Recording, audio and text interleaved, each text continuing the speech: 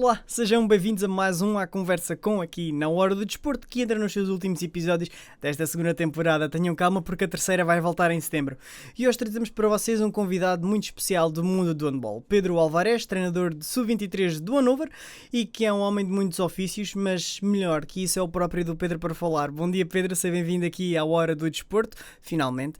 Há quase também estes convidados que eu tinha aqui há quase um ano, porque é só nesta altura que os convidados, que como estão de férias, conseguem cá vir à Hora do Desporto, mas cá estão e é o que mais interessa. Bom dia, Pedro. Ora, muito bom dia, obrigado pelo convite e cá estaremos para falar um pouco. Pedro, antes de mais, é um privilégio ter-te aqui, até porque nós todos conhecemos a tua ligação ao handball português e agora ao handball germânico, chamamos assim, porque Áustria, Alemanha, tu estás no Palácio do Handball na Alemanha, para mim é o país que é o Palácio do Handball, é onde está a Catedral do Handball, tem uma revista semanal de handball. Não trouxeste nenhuma, pois não? Não trouxe, infelizmente não trouxe. Mas tu costumas ler a revista? Costumo, habituei-me a ler, porque fui por aí que também fui aprendendo os termos, as palavras específicas da modalidade e o interesse que aquilo tem, não é? Portanto, e eu ainda sou um pouco démodé, gosto de ler. Por acaso também é uma coisa que eu não gostava e habituei-me a gostar de ler. E mantenho esse hábito, lendo não só artigos ou revistas específicas da modalidade, e tenho hipótese de o fazer na Alemanha, mas também aqui os meus livros e as minhas coisas, não é? E tu, muito antes de chegares à Alemanha, muito antes de começares, pronto, eu te fazer a pergunta típica, não sei se tens visto algum dos nossos episódios, eu faço sempre uma pergunta a quem é que é o meu convidado, e neste caso, como é que tu te descreves-te, quem é o Pedro Alvarez? Bem, como é que eu me descrevo isso? É uma boa pergunta, não é? Eu vou ter que pensar e vou demorar tempo. Mas, no fundo, é alguém que seguiu um sonho, trabalhou para tentar chegar lá, não é?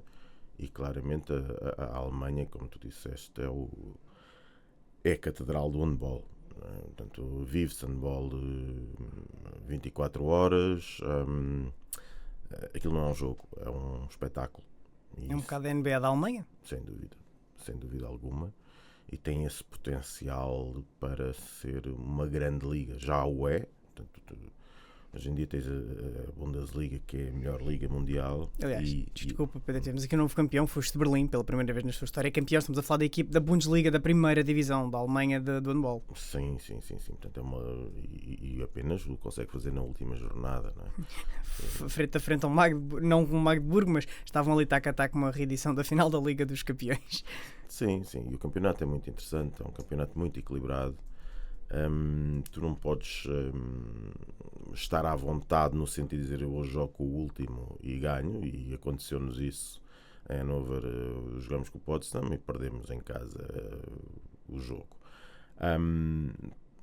E esse interesse todo passa para além da competição. É uma diferença muito grande em relação àquilo que eu vejo, por exemplo, aqui, noutros países, ou Espanha, ou países circundantes, em termos da Europa Central, onde se está muito está-se muito voltado para o resultado, para a competição. Ali é um espetáculo, as pessoas no final reconhecem quando ganhas ou perdes bem, não é? Porque os outros foram melhores. Tu tens duas hipóteses, quando perdes, duas coisas acontecem.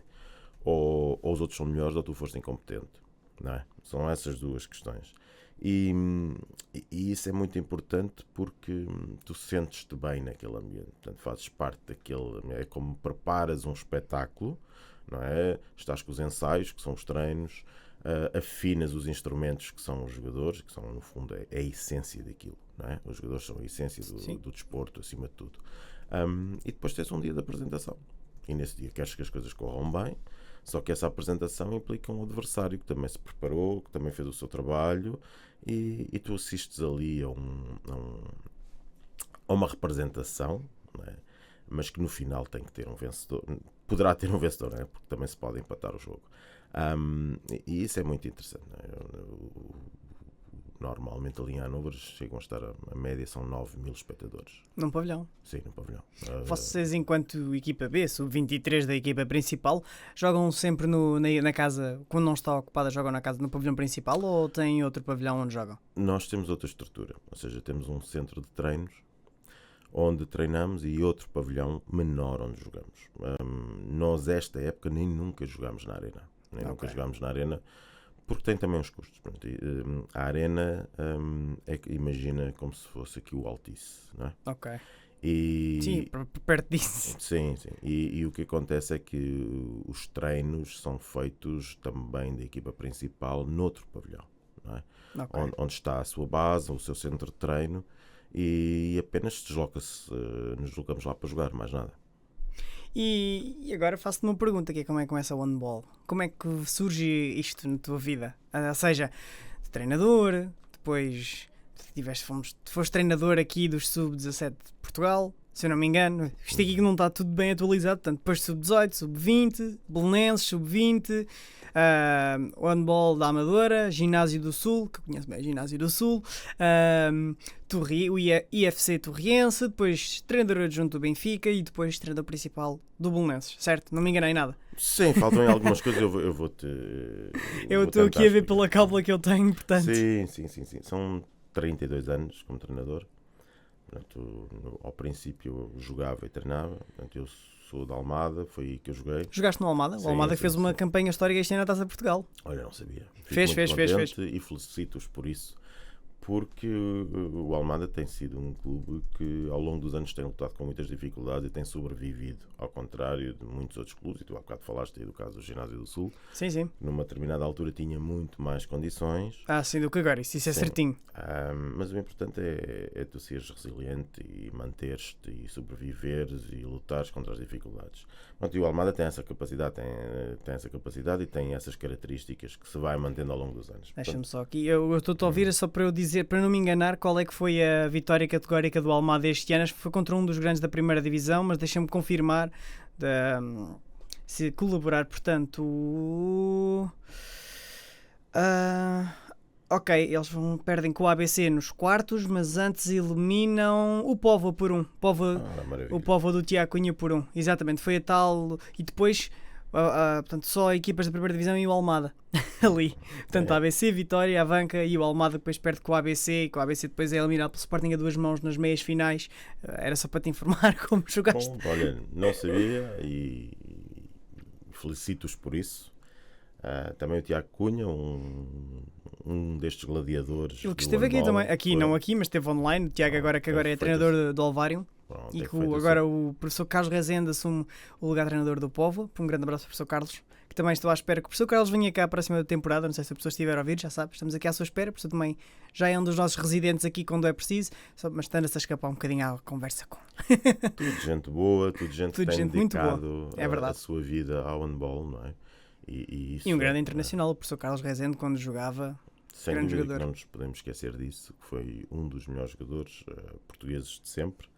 E às vezes quando nós perguntamos quem são os melhores, temos que voltar à história, não é? E ler e perceber quem foram os nossos jogadores. Tudo teve o seu momento. Sim. Não é? Hoje, sem dúvida alguma, que os nossos jogadores são melhores do que aquilo que eram no passado, Obviamente. porque também têm melhores condições. E esse foi um passo grande que nós demos na modalidade. Não é? Houve um investimento muito grande na formação dos treinadores. E eu assisti a isso porque na altura estava na federação, portanto houve 3 pessoas ali que marcaram muito a formação dos treinadores: o Mário Moreira, o Adelino Calado e nos últimos anos o Pedro Sequeira, onde demos um salto gigante. O Pedro Sequeira também já esteve aqui na nossa hora do olha. desporto. Isto é o mundo do handball já aqui quase teve todo. Quase todo. Falta só o Mikel Hansen, se alguém souber. É possível também, agora tem mais tempo. Sim. Mas só para não perder esta ideia, porque isso foi muito importante, porque se conseguiu perceber, e principalmente estamos a falar de formação de treinadores, e penso que teve uma importância muito grande na percepção daquilo que nós necessitávamos. Portanto, nós precisávamos de informação do que se passava lá fora. E isso foi aquilo que os meus treinadores, antigos treinadores e colegas tiveram muito menos. Era mais difícil ter acesso a essa informação. Então começou-se a trazer treinadores estrangeiros, e tiveram muito bons treinadores em Portugal, não é? Temos o caso do professor Mats Olsson, que foi nosso selecionador nacional, estamos a falar de 2006, por aí, portanto, muito antes até de professor Rolando, professor Paulo mais agora, portanto, um dos exemplos agora, por exemplo, o professor Magnus Anderson também foi um grande jogador na sua altura e agora treinador do Porto novamente, portanto são aqui exemplos de nomes que... São exemplos, mas eu ainda te vou buscar outras coisas. Força. Que é assim, tu tiveste aqui uma fase em que nós decidimos investir, ou nós, quer dizer, a Federação decidiu investir num conjunto de treinadores mais qualificados para fazer evoluir ou desenvolver o handball português. Desde a vinda do Costas Mircea, que foi um dos primeiros para tentar se organizar e criar-se algumas estruturas. Depois, vários treinadores foram passando. Tiveste o caso do Alexander Donner, que deu um salto qualitativo. Não só em Braga, mas também depois com as seleções, que é quando nós realmente atingimos ali uma qualificação histórica para o Campeonato do Mundo. Paralelamente disso, com um conjunto de jogadores muito bons. E há pouco eu estava-te a dizer que a comparação dos jogadores por vezes pode ser injusta, não é? Porque tu naquela altura tinhas um guarda-redes fabuloso como o Paulo Morgado, tinhas o Álvaro Martins na ponta, ainda antes de aparecer o Andorinho, que aparece depois também. Sim, o Andorinho, sim. Também foi o nosso convidado. O Rui Almeida, o Carlos Rezende, o Filipe Cruz, o Carlos Galambas, metes depois dois estrangeiros, o Chikolaev e o Bolot. Chikolaev, exatamente. E nós estivemos ali, e que me perdoem os outros, que posso estar a esquecer. E temos ali depois uma geração muito forte. Estamos a falar do ano, da altura, não do ano, mas da altura mais ou menos, em que o ABC depois chega à final da Liga dos Campeões. Sim. Na altura o professor Carlos Galambas também, que este fazia parte da estrutura da equipa na altura. Sim. E o que acontece é que isso foi um momento do handball português. Depois a seguir era preciso mais. Não é? Portanto, nós aprendemos com o Donner teve uma grande influência no handball português, principalmente ao nível da questão da disciplina tática, da organização, da preparação estratégica do jogo. E muitos de nós fomos influenciados por isso. Eu não estive tão perto dele, ou seja, na altura há um momento em que eu estou nas seleções jovens e há um episódio engraçado que é ele queria ver guarda-redes jovens. E nós fizemos então um estágio paralelo ao estágio da seleção A em Leiria. E então apresentamos cerca de 20 guarda-redes jovens. Onde estava o Humberto, o Tosé, o Candeias, o Hugo Figueira e outros que tens aí. Grande Hugo Figueira, ontem não, há 2 dias falei com ele. Tínhamos de tudo. Altos, baixos, grandes, pequenos, largos, que defendiam, que não defendiam, tudo. E nesse dia, portanto, a seleção lá tinha um treino em Leiria e a seguir o Donner haveria de fazer o treino dos guarda-redes, não é? Para aferir. Eu acho que não tenho certeza, naquele dia o treino não lhe tinha corrido bem, ele não queria fazer o treino dos guarda-redes, mas entretanto logo convencer dizer, não, tu marcaste isto, nós escolhemos os guarda-redes, vais ter que os ver. E ele lá na sua forma muito peculiar, faz ali meia dúzia de exercícios, os guarda-redes todos, fazendo exercícios técnicos para a esquerda, para a direita, em 10 minutos ele diz, nenhum serve, e assim embora, quer dizer. Coisas muito próprias dele que também da forma como ele estava naquele momento, naquele dia, não é? Mas foi um dos treinadores que mais marcou o handball português. Depois a seguir, uns anos depois, tu tens outro salto qualitativo no handball português com a vinda de alguns treinadores espanhóis. E aí vem o Garcia Cuesta, vem o Mats Olsen para treinar os guarda-redes, que realmente aí nós evoluímos também com os guarda-redes. E veio depois alguém que teve muita interferência ou muita influência na formação de novos treinadores e novos jogadores, que foi Manuel Laguna. Porque nós estávamos numa fase, como eu disse antes, muito focados na estratégia do jogo, na disciplina. Pronto, e ele traz um novo conceito que em Espanha já estavam a desenvolver bastante, associado depois às questões da tomada de decisão do jogo, não é? E os processos cognitivos dos próprios jogadores. Portanto, e isso libertou-nos de algo que nós tínhamos, estávamos muito amarrados à questão estratégica, que facilmente começava a ser desmontada pelos adversários, que já estavam um pouco mais à frente, e começámos a perceber que essas ideias se adaptavam claramente ao jogador português.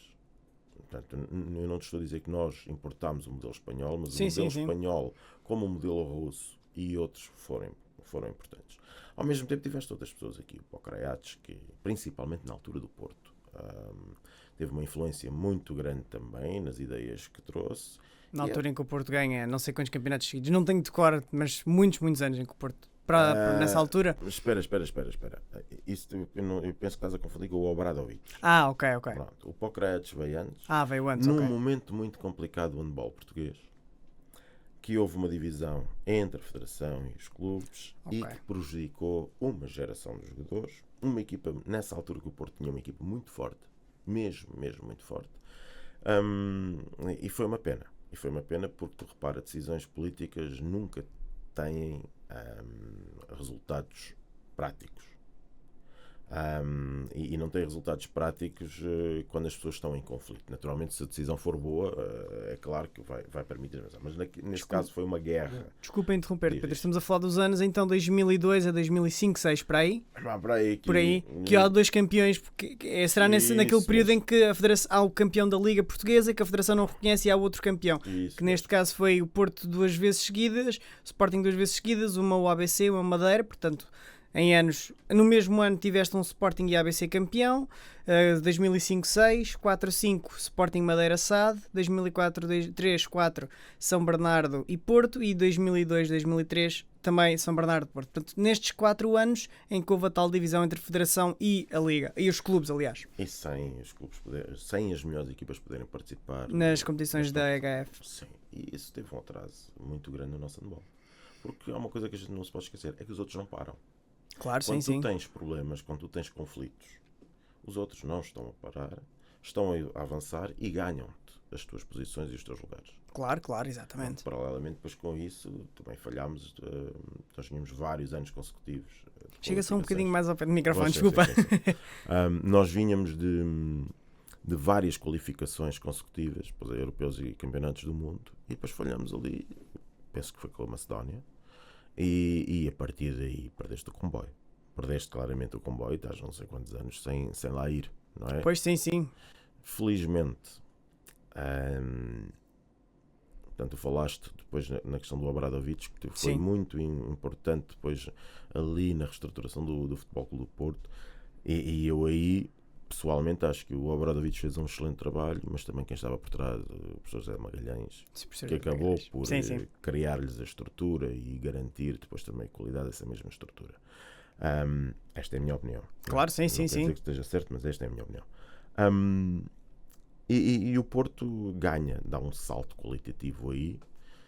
Penso que consegue mesmo atingir a Liga dos Campeões. Eu não estou preciso agora. Nessa altura foi quando eu estava no Belenenses, Benfica, e entretanto depois vou-me embora. Estamos a falar da altura 12-13, 13-14 ganharam 5 ou 7 campeonatos seguidos. Ganharam 7 campeonatos seguidos, depois o ABC interrompe. O ABC a última vez foi campeão, foi 15-16, e depois o Sporting regressa ao handball mais forte, como nós já tínhamos que há muitos anos atrás, portanto, a última vez 2000, 2001 e ainda muito antes, aquela geração que nós conhecemos do Sporting, depois, portanto, estamos a falar dessa altura já.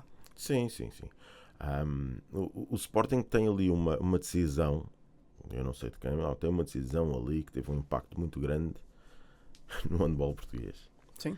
Que é o seguinte: o Sporting contrata o Zupo, o Javier Aquisone, e o Zupo, que vinha de uma das melhores ligas na altura mundial, que era a Liga Espanhola, não sei quantos anos, no Pamplona, no Portland, traz uma bagagem em termos, não tanto da questão do conhecimento, mas essencialmente no suporte, com um conjunto de empresários que trazem outro tipo de jogadores que nós não tínhamos em Portugal, porque era necessário fortalecer o Sporting para ganhar um Porto tão forte naqueles anos. Sim. E nessa altura, o que acontece é que há um conjunto de pessoas que perceberam que em Portugal havia 3 clubes com capacidade económica muito grande para investir. Tens o caso do Sporting, o Benfica e do Porto. Não é?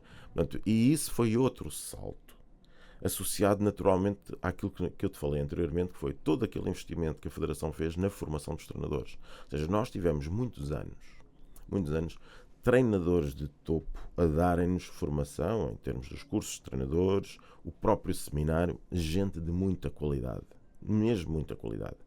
Se me perguntar se hoje acontece, eu digo, mantém-se a qualidade, mas neste momento parece-me que já não temos acesso aos treinadores de topo que nós tivemos durante aquela geração. Temos agora alguns treinadores de segunda ou terceira categoria que não são maus, mas já não é a mesma coisa que tínhamos anteriormente. Se calhar temos que nos voltar neste momento assim, para o passo seguinte. Uma das questões é dizer, o que é que está a acontecer na Dinamarca? Não é? Sim, claro. Porquê é que são tão bons? Porquê é que a diferença em relação aos É outros que eles tem são sido os tão tri grande? ou tetracampeões do mundo. E fácil. Sim, Fácil, sim, não é? fácil. E E ganham campeões fácil. olímpicos também, exatamente. Não devemos esquecer disso. Portanto, há qualquer coisa num país com os habitantes são idênticos àquilo que nós temos em Portugal. Sim, sim. Claro que foi aquilo que eu te falei anteriormente, que há uma história, há uma cultura desportiva, há uma cultura handebolística, uma história handebolística superior àquilo que nós temos. Nós aqui parece que estamos sempre em esforço, em luta, porque precisamos de mais condições. Nós preencher pavilhões, desculpem a minha sinceridade, sem ser a seleção, como já vimos, ou é quando há jogos grandes, ou é quando é finais. Porque de resto, e desculpem-me, porque é verdade, Pedro, vamos ver um Povo à Avanca, atenção, lembrei-me, não é nada contra estes dois, antes pelo contrário, são dois clubes históricos da nossa primeira divisão, um Povo à Avanca e, temos público, mas não é aquele público que nós gostávamos que tivesse. Nem nós, nem os próprios jogadores. Claro que os próprios jogadores gostavam, tem lá as famílias, mas gostavam de ter um pavilhão que, como por exemplo, vamos ver, um Porto, Benfica e o Dragão Arena, o pavilhão da Luz está cheio. Claro. Portanto, Mas eu pego no teu exemplo e digo-te assim, tu vai ver o Benfica com o Avanca ou com o Povo. Exato, é a mesma coisa. É mesmo, e ia pegar por aí. Portanto, os clubes grandes, quando vão à casa dos pequenos, entre aspas, vão meter tudo entre aspas, é igual. Só temos público caso chegue quando é seleção ou quando são jogos entre os 3, 4, incluindo aqui o ABC. Porque o ABC também tem uma cultura handebolística, nós já conhecemos, sabemos bem como é que é o ABC e as pessoas adoram o handball do ABC. Quando são estes 4, e portanto depois do resto é meia casa, 100 pessoas, 90, 30, é o que é. É triste. É triste. E isso é daquelas coisas que te faz pensar como treinador. Assim, queres tu fazer parte deste espetáculo ou queres tu ter acesso a outra coisa? Não é? Claro. E foi isso que me fez claramente ir embora. Porque na altura, a meio da época, corrija-me se eu estiver mal, a meio da época 14-15, quando estavas no Belenenses. no princípio da época. Foi logo no princípio da época. No princípio depois da época. Tem aqui 8 jogos e depois vais para a Áustria. Para a Áustria. Para o Brandbach. Benbach-Kofler. Não consigo falar austríaco alemão, é parecido. Eu também não conseguia. E isso surge-me de uma forma muito interessante, porque para além do desejo em querer estar no centro da Europa, porque o handball é ali que se joga. Sim, sem dúvida. O handball é ali que se joga, é no centro da Europa. E eu tinha essa vontade de ir. E surge-me um convite, e esse convite surge-me porque anteriormente alguns jogadores com quem eu tinha trabalhado tinham estado, no caso do João Pinto no Tussanense, no Edgar Landim, que foi para o Hamm. Sim, o João Pinto teve na Alemanha, se não me engano. Sim, Tussanense, e o Edgar Landim em Hamm. E falaram na altura, em conversas, devem ter surgido com o empresário, que é o mesmo que mais tarde me vem buscar. Ok. E que me apresenta uma proposta. Apresenta-me um plano de carreira, que é o mais importante. Portanto, era um empresário alemão. E que me diz: olha, Pedro, o plano é este. Vais fazer aqui 4 anos na Áustria, vais aprender o alemão, vais aprender aqui o que é o jogo, e a seguir vamos tentar a Alemanha. Eu disse: sim, senhora, eu acho isso faz sentido. Quem é que não gosta de... Desculpa, vou aqui, desculpa interromper, Pedro, é a mesma coisa que um treinador. Vais um ano para... Vou dar um exemplo agora do futebol, para as pessoas que nos estão a ouvir perceberem. Vais um ano para um São Gilois na Bélgica e depois saltas, vou dar um exemplo, e depois saltas, porque é Bélgica, e depois vais para a Holanda para um PSV, por exemplo. Bélgica ou Holanda não é muito diferente, o idioma é um bocadinho, mas não é. Áustria e Alemanha, nós sabemos história, quem sabe história conhece bem a história, sabem que a Áustria e a Alemanha sempre tiveram e têm uma grande ligação, portanto o idioma não é muito diferente, é perto disto, não é igual, mas é para as pessoas perceberem. Vais para um Gilois e depois saltas. Sim. Desculpa interromper. Não há problema nenhum. O que eu te posso dizer é que Benbach-Kofler são 2 cidades pequenas, Benbach e Kofler. Ok. Que se juntam para fazer um clube, e um clube histórico austríaco. Tinha sido campeão há muitos anos.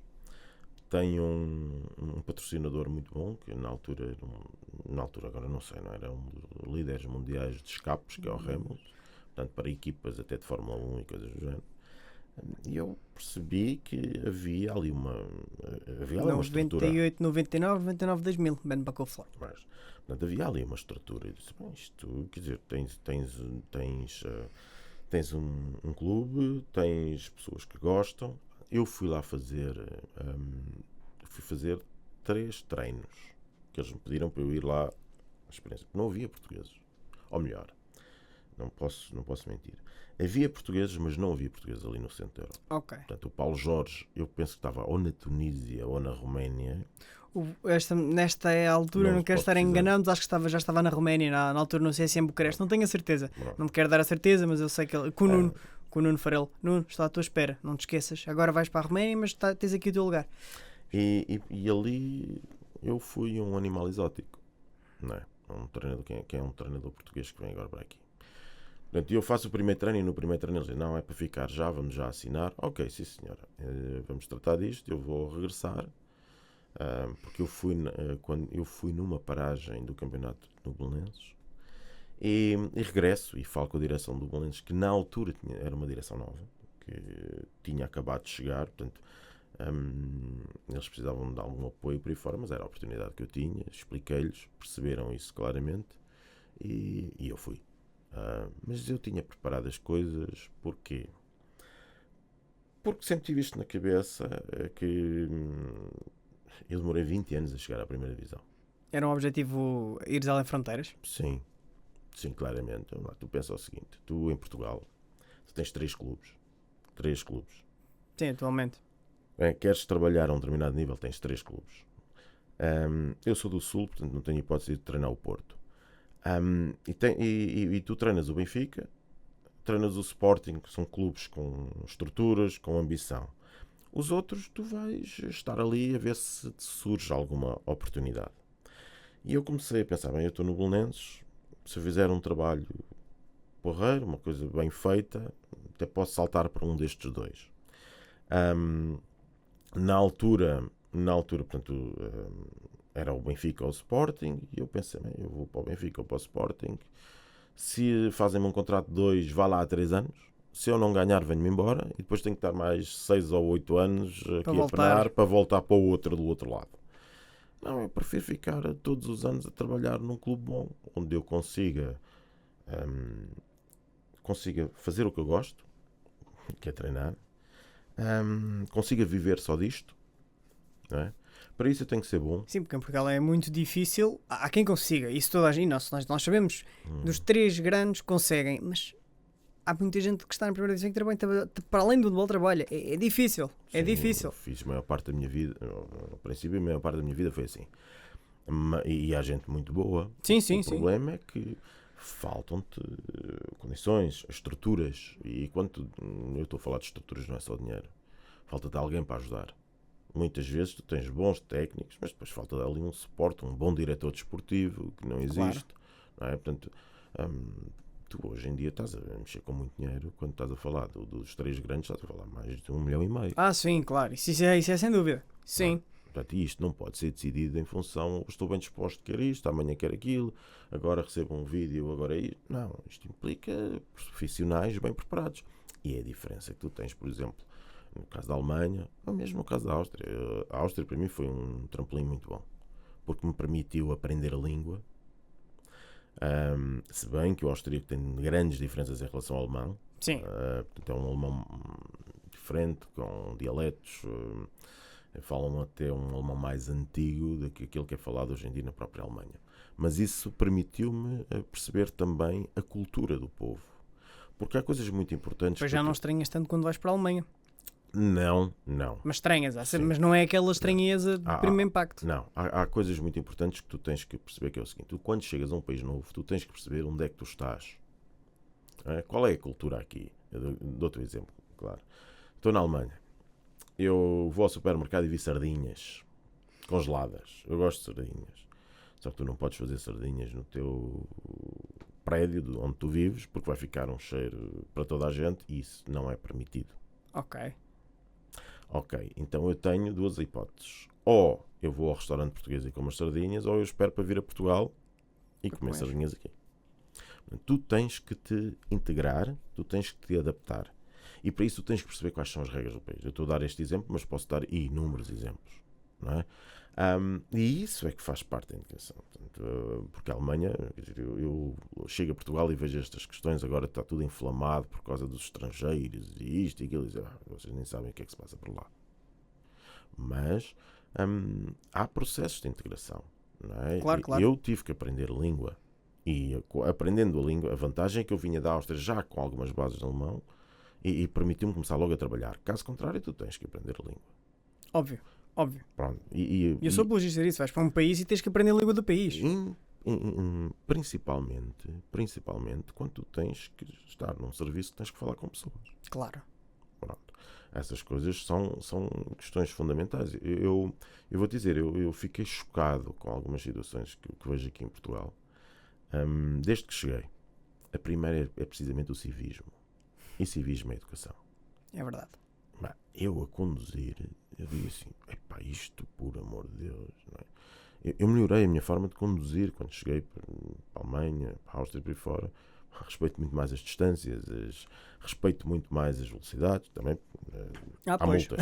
Pois. Há multas, não é? Há aquela ideia de que na Alemanha, nas autoestradas é sempre... Sim. Não, é mentira. Tu tens locais nas autoestradas que vais a 60 e tens que ir a 60. Sim, eu conheço um exemplo desse. Dou-te um exemplo de uma pessoa conhecida que tinha ido à Alemanha em trabalho, estava numa autoestrada e acho que era 60 ou 78, uma coisa assim, uma velocidade reduzida, e ele ia um bocadinho a mais, no dia, 2 ou 3 dias depois, não quero dizer, multa. Multa com a fotografia. Exatamente. Eu, a primeira vez que recebi uma multa, já recebi várias, guardei essa multa com a minha fotografia e disse, isto realmente, venho aqui bonito e tudo, e o valor em baixo. Claro, também as multas não são, se calhar, tão puxadas como aqui, que te permitem realmente lá pagar. Claro. Mas levas ali logo um cartão amarelo. E as coisas têm sanções progressivas e por aí fora. Pedro, vamos avançando um bocadinho, porque também não temos muito tempo, até porque a entrevista hoje é um bocadinho mais curta, e desculpa. E depois dá-se o caso, por exemplo, tu estiveste no Bernbach, depois vais para o Graz, Bruck e depois vais para a Alemanha. Portanto, o teu objetivo que o teu empresário tinha dito concretizou. Portanto, chegas na Alemanha, vais para o Hammer e estás no Aurich, estavas aqui Sim. na última vez e agora estás no Hannover Sub-23. Como é que este percurso destes 3 clubes se dá? E eu sei que tu não fazes só no Hannover, tu também fazes mais.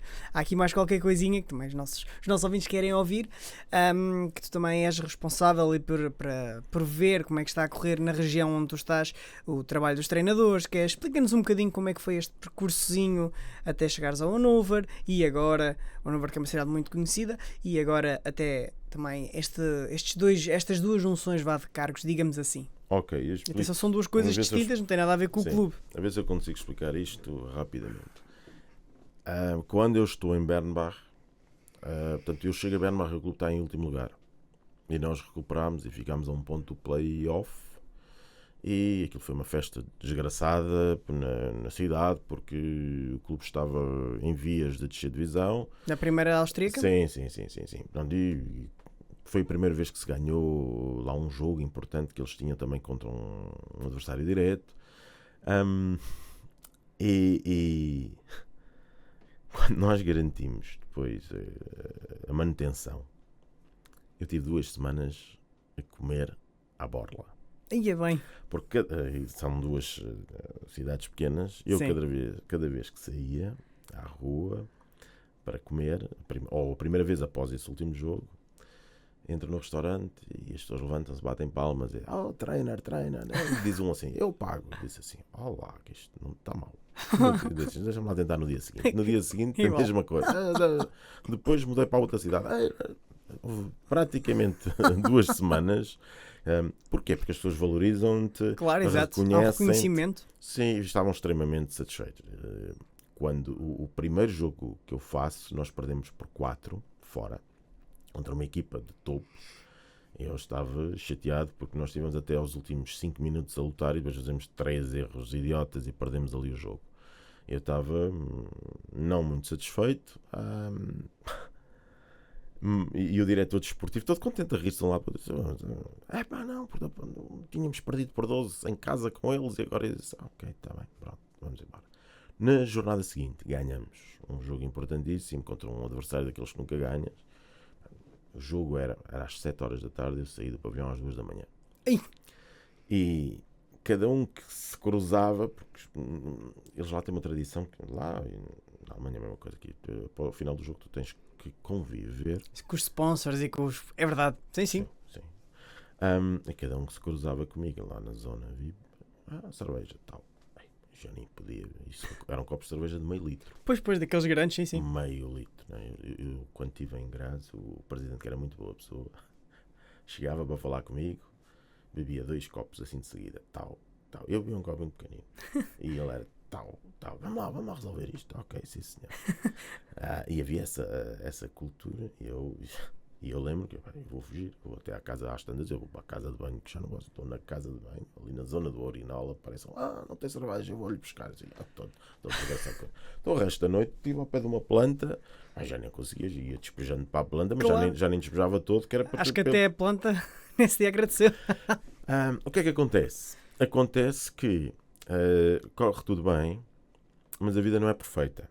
E o diretor desportivo diz-me assim: pronto, então qual é a tua ideia agora para o próximo ano? Olha, a minha ideia é mantemos a equipa, isto está a correr bem, precisamos apenas de um lateral direito, porque só temos um. Ele diz: não senhora, vamos ter 3 novos laterais esquerdos. Eu disse: mas já temos 3 laterais esquerdos, um é para ir embora. Não, é isto assim e acabou. E eu percebi que havia qualquer coisa por trás. Pois, e o que havia por trás eram alguns negócios de jogadores e que alguém ganhava dinheiro com isso. Pronto. Na altura, esse meu empresário, o alemão, diz: vamos embora, porque isto aqui não vai dar. Não vai dar. E eu, entretanto, já tinha as coisas apalavradas para um clube muito bom austríaco. E o empresário morre. Disse-me, nunca mais me esqueço, disse: olha, eu vou ser operado. Isto é fácil, eles vão abrir, é só limpar qualquer coisita e dentro de 15 dias já cá estou outra vez. Eles não limparam porque aquilo estava tudo infectado. E ele morreu no espaço de 3 semanas. E eu fiquei na Áustria sozinho. E perco esse contrato. Porque perdes o timing. Sim. E a seguir eu digo assim: e agora? Agora eu volto para Portugal. Eu sigo. E há a coisa mais importante que tu tens, nesta altura, tu só tens o teu trabalho. Sim. Tens o teu trabalho e tinhas ido com a tua família na altura para lá? Sozinho. Pois ainda é pior. Sim. E eu disse: não, eu tenho o meu trabalho. E a Federação Austríaca faz-me um convite para eu trabalhar numa academia de handball e trabalhar com um clube, só que eu ia para a 5ª divisão. Ok. E lá fui eu. E estavas na primeira. Sim. E lá fui eu. Às vezes há de dar um passo atrás para dar 2 à frente. Sim. Eu disse: não há problema, vamos embora para isto. Eu meti-me, um grupo de jogadores talentosos, um conjunto de 2 ou 3 mais velhos também que sabiam de handball, e fomos por ali acima. E depois chegámos nesse ano à Final Four da taça. Estás a falar do Graz então? Em Graz. Final Four. Sei que estás aqui 5 anos no Graz. Sim. Final Four da taça, aqui também uma festa desgraçada. Claro. Uma equipa que vinha de baixo. Histórico. Subimos divisão, nós subimos consecutivamente. Todos os anos? Sim. Chegaram à primeira? Até chegámos à segunda. À segunda. Depois é que eu mudo para o Brook. E mudo para o Brook, as coisas estão a correr bem, só que vem a pandemia. Ok. Vem a pandemia e nessa altura, em conversa com o Bosco, que estava na Alemanha, ele diz-me assim: nós aqui as coisas não estão a correr bem, não funciona bem com o treinador, mas disse assim: olha, como é que... Eu disse: isto é preciso muito trabalho. O Brook, que a informação que eu tenho, está extinto neste momento. O Brook juntou-se ao Trofeier, portanto isto chama-se Fuchs. Ok, pronto. Não sabia. Obrigado. Portanto é a junção de 2 clubes. Clubes.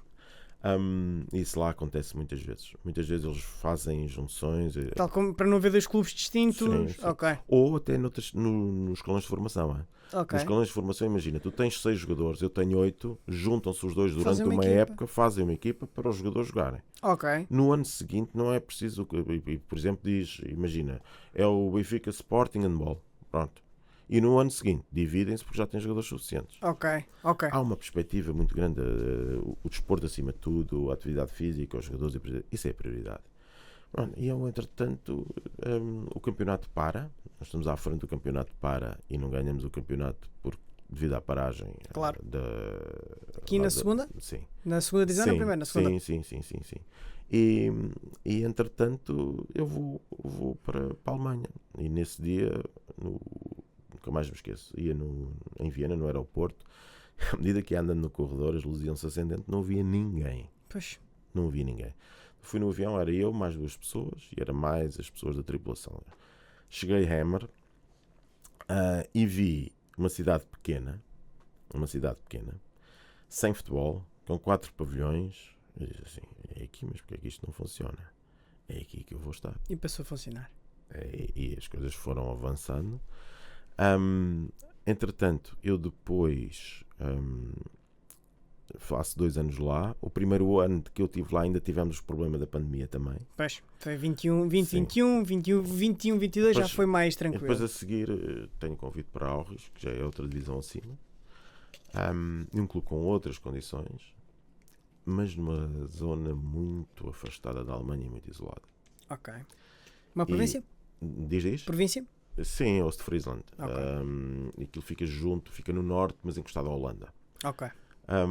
E isolados de tudo, ou seja, não havia ali primeira divisão, não havia segunda divisão ali, ou seja, o jogo mais perto que poderíamos ver eram quase 3 horas de carro.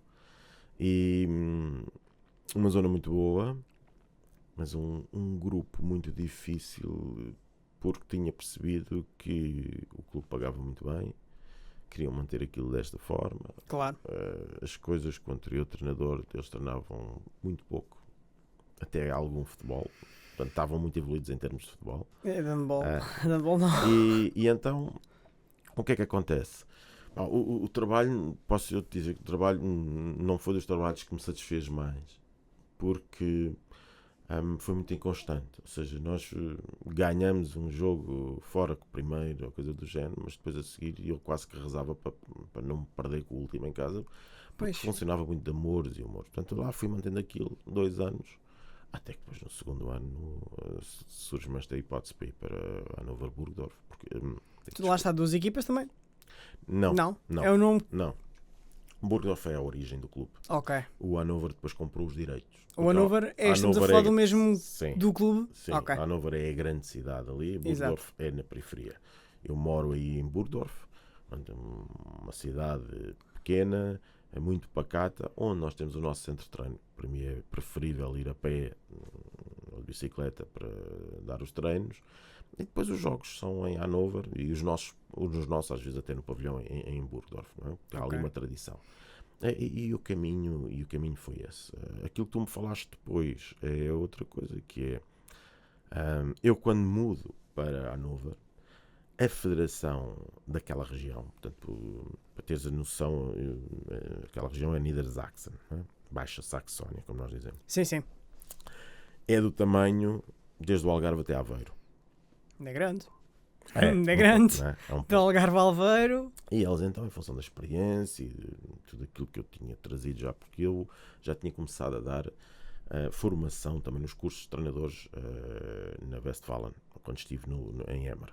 Okay. E eles, não, vais ajudar aqui, precisamos de ajuda na formação dos treinadores, há conceitos novos que tu estás a trazer que nós não temos. Há também este boom do handball português. Eles são curiosos. Até podem não fazer logo aquilo que tu achas ou as novas tendências do jogo. Os alemães são cautelosos, mas quando começam a trabalhar aquilo é uma máquina.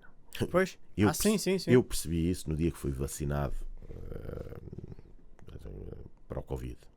Porque eu recebo em casa e digo assim, bem, às 15h45 é a vacinação. Yeah. E eu, 10 minutos antes, tenho que lá estar. 10 minutos antes eu estava lá, um bocadinho antes, entrego os papéis, agora tenho que ir para ali, sou visto pelo médico, agora tenho que ir para ali, preencho um papel. Agora mais ali era pesado, ou isto, ou aquilo, claro. Não sei o quê. Às 15h45 eu tenho a agulha espetada no braço e eles injetarem o produto. Eu disse, tudo a horas, ritmico e tudo a horas, disse, não falha. Não falhou, eu disse, pronto, nada é perfeito. Não é? Claro, exato. Nada é perfeito e há uma coisa que eu tenho que dizer, nós temos um país fabuloso, o nosso país, dos melhores países do mundo. Convém não o estragar. Ah, não é? sim. Convém não estragar, Pois, também é verdade. não alarmar também, Sim, não, sim. não empolar situações Sim, não, sim, sim, e sim, sim. preocuparmos naquilo que é essencial do país, não é? Porque tu o que é que queres acima de tudo? Tu acima de tudo queres é no final do mês estares tranquilo, pagares as tuas contas e até teres uns dinheirinhos para ir fazer uma coisa qualquer. Uma Seja viagem, jantar, sem jantar, coisa, convívio, seja lá o que exato. for. Isso é o que tu queres.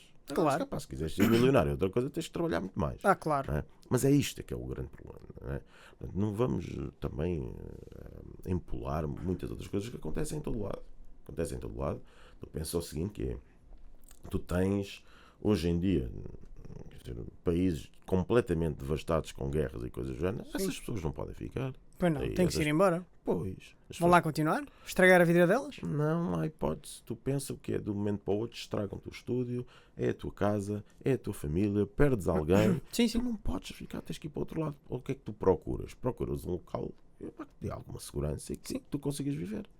Pronto, se calhar quando a gente está a falar de guerras e coisas do género, temos que pensar um bocadinho nisto. Não é? Pedro, para terminarmos mesmo, vou-te fazer 2 perguntas, tens que responder rápido. Eu costumo fazer, e esta temporada não tenho feito muito, espero que, desculpa, depois na terceira temporada já consiga fazer mais. Opa, isto aqui é o ar-condicionado, deixa-me aqui um bocadinho congestionado. Espera aí. Não há problema. Agora sim. Vou-te fazer 2 perguntas em que tu tens que responder com a primeira coisa que te vier à cabeça. Ok?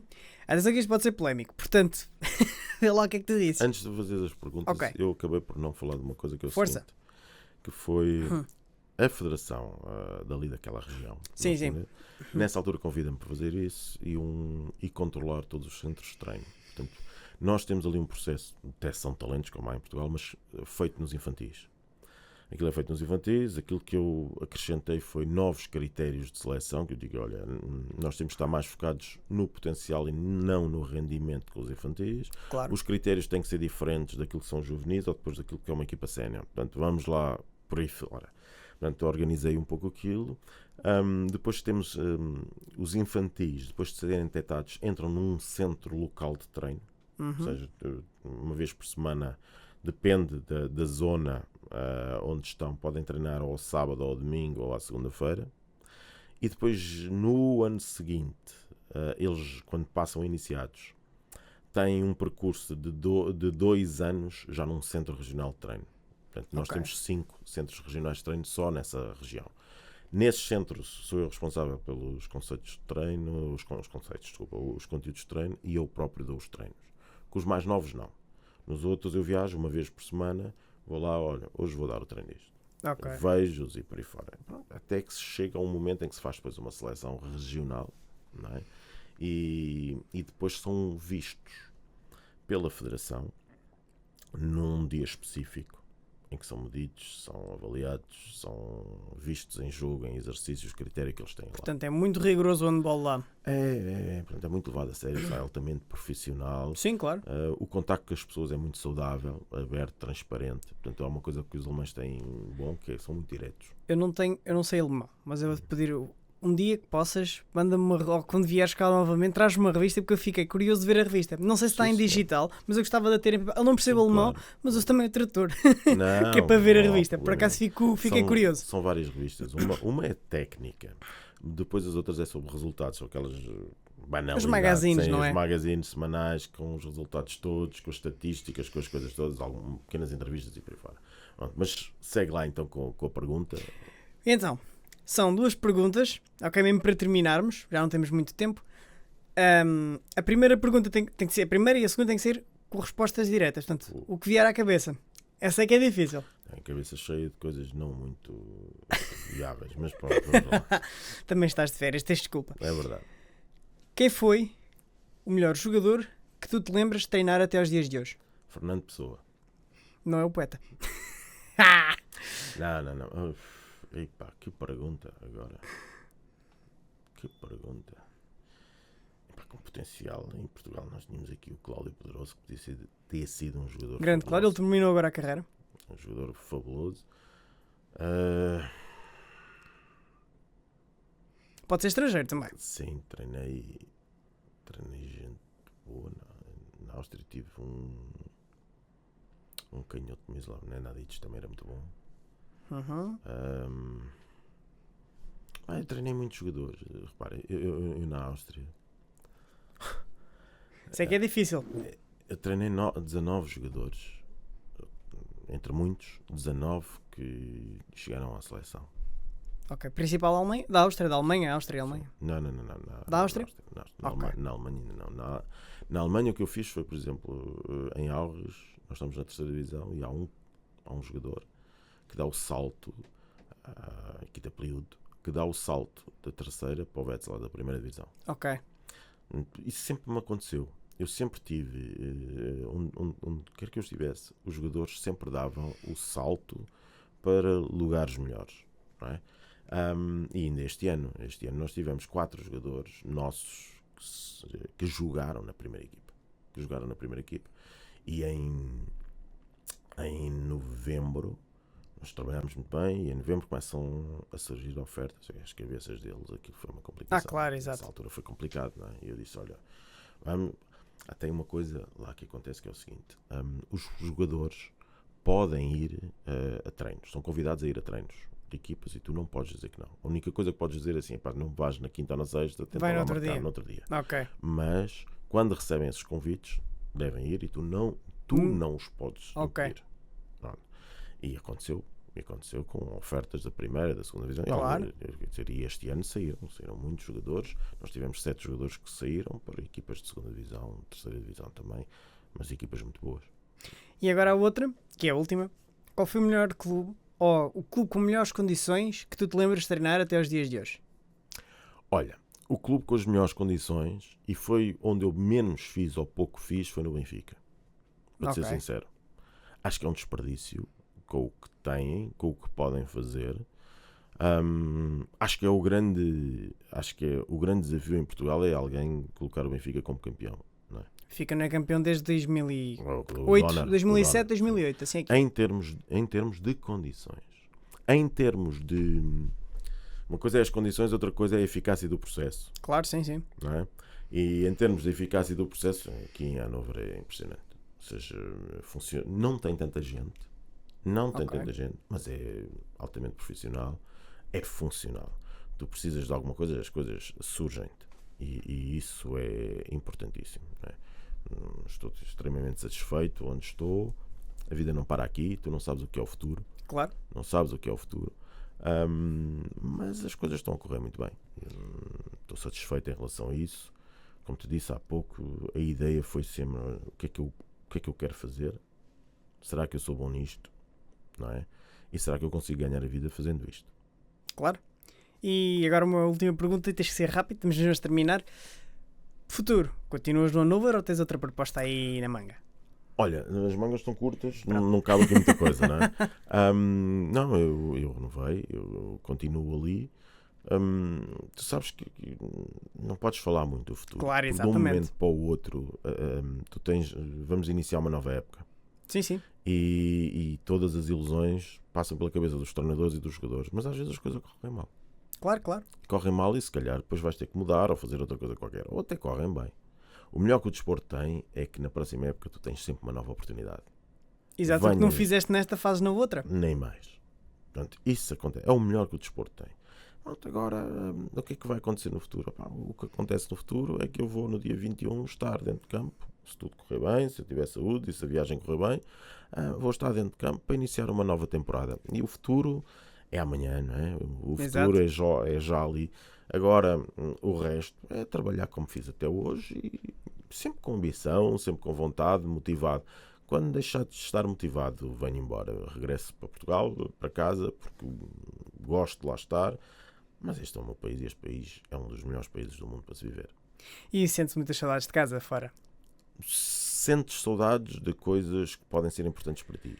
Cada um tem as suas coisas. Claro. Família, amigos, a comida, claro. A praia. Isso para mim são as coisas que eu sinto mais, não é? Eu ainda tento ir aos restaurantes portugueses, que há 2 restaurantes portugueses em Hannover, para matar um pouco de saudades da nossa confecção. Mas nós não é igual. Não é igual. A nossa alimentação, a nossa gastronomia em Portugal, nós ganhamos a Liga dos Campeões à vontade. A variedade, os produtos frescos, a simplicidade dos produtos, da confecção, mas tão saboroso que nós não precisamos molhos ou coisas do género. Eu no outro dia estava a falar com o meu irmão contava, eu vi alguém nos Santos Populares, um estrangeiro nos Santos Populares, estava a comer uma sardinha e pôs por cima ketchup e mostarda. Que é uma coisa que eu... Ketchup e mostarda em cima de uma sardinha. Sim, eu não sou fã de sardinhas, mas também acho que isso não é preciso. Pois, mas é a cultura local deles. Claro, não é? claro. São habituados, muito molho, muita coisa. Parece que não gostam do sabor dos produtos, dos alimentos. Sim. E nós gostamos. Nós gostamos, é um pouco de sal e acabou. Pedro, muito obrigado por ter estado aqui na Hora do Desporto. Finalmente conseguimos a entrevista. És um dos últimos convidados desta terceira. Já estou a pensar na terceira temporada, que ainda falta o mês de agosto para estar de férias. Por teres sido convidado desta segunda temporada, aqui nos últimos episódios. Isto é o mês dos Pedros e vou-me ficar por aqui, porque depois não é. É o mês dos Pedros aqui na Hora do Desporto. Voltamos a ver no próximo à conversa com, acho que se não me engano, pelo meio ainda há um podcast sobre o Mundial. Exato, para esta semana que vem há um podcast sobre o Mundial ao meio da semana. Vamos ver quem ganha hoje. Portanto, é o que é. Pedro, muito obrigado por ter estado aqui, foi um prazer. E quanto a vocês, até o próximo episódio.